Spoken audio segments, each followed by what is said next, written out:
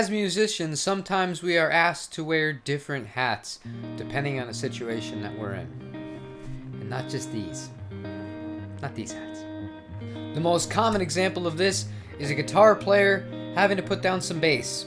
Now, this could be for a multitude of different reasons. But today, I'm not here to talk about that stuff. I'm just here to talk about my experiences as being a guitar player that has to track bass a decent amount of the time on at least roughs. I'm Jim from Audiomo, and let's get started. So in that opening clip, it was just me playing bass to a rock song that we were tracking. And the reason I wanted to link it is because it shows that in the chorus especially, nothing really out of the realm ordinary is happening on the bass. And that's by design. I think one of the most common problems that guitar players have when picking up a bass and trying to write a part to a song is they will do too much. And when I say too much, I mean exactly that. They're putting too much into the parts themselves, and it's kind of distracting from the rest of the arrangement. It's important to look at things from a compositional standpoint. So everything has to have space. Everything can't be all going 100,000 miles at once for the entire duration of a song. Sure, it's really cool to have those big build-ups where that does happen for small segments, but it starts as something as small as the bass and the bass drum working together in order to create that foundation of a groove and a rhythm that's going to be the backbone of the song. So some tips I would give, first of all, if you know you're going to be in a position where you will be doing bass more than just a one-off, I recommend at least buying something decent to play on and practice on your own. I personally really like using flat wound strings on the bass guitar because on my fretting hand, it's not as big of an adjustment. Granted, the size is bigger of the strings than an electric guitar, but it doesn't feel as abrasive on my fingers, and it helps me play for a little bit longer, and it kind of gives a mellower tone. Real big fan. Second is, I like to pick an instrument that feels more at home. I've always played a jazz bass until I got one of these. This is my wife's bass guitar, a Fender Mustang PJ bass. And the reason I like it is because it is a short scale. So compared to a normal bass guitar, my hands are a lot more used to the scale length compared to playing a P bass or a Rick or any other standard scale length bass guitar. And that's helpful because anytime you can feel more comfortable playing any instrument, whether it's a bass, a guitar, a drum kit, the better you're going to be able to perform. The third is, I'm not going to start a war here, but I will say, playing with your fingers, it's worth it. Yes, there are examples where some of the greatest bass lines ever have been played with a pick, and I'm not saying don't ever use a pick, but you will be helping yourself and your tool set if you learn how to properly pick with your fingers too, as on top of that.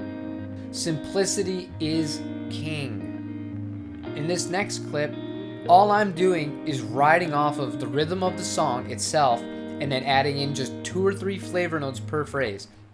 That's it. And it carries really well because that's all that particular arrangement calls for. It just works.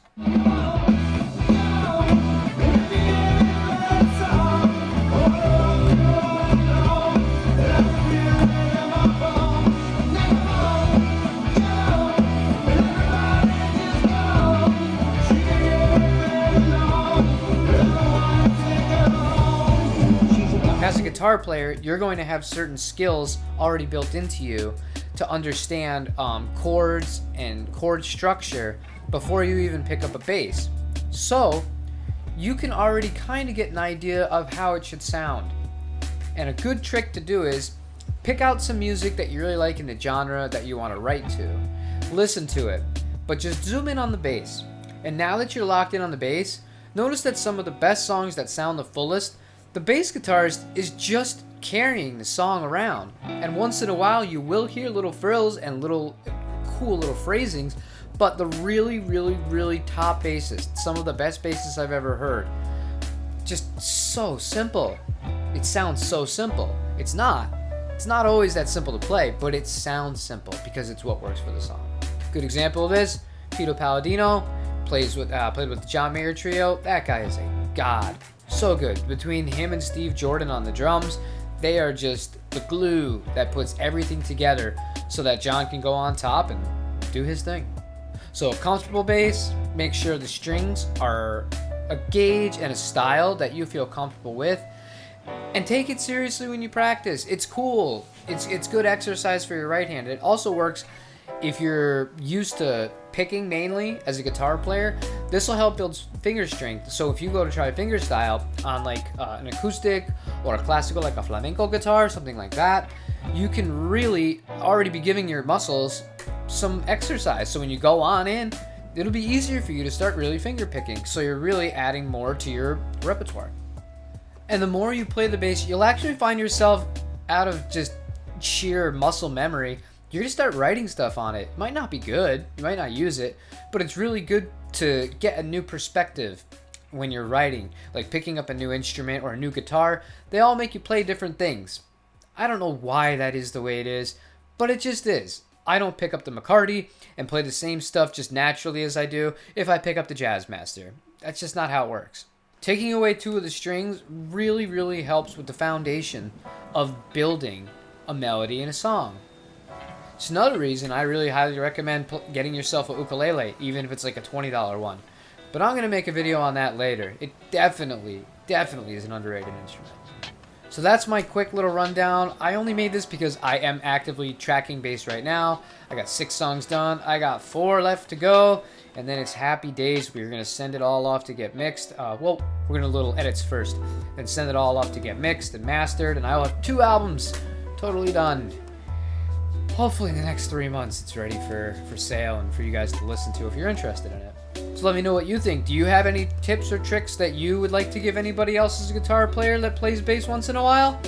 I'm all ears, and I'm sure anybody else will be, willing to listen to any advice that they can. So thank you for watching. Again, like, subscribe, comment. I appreciate all of it. This has just been a lot of fun. And until then, I'll see you on the next video.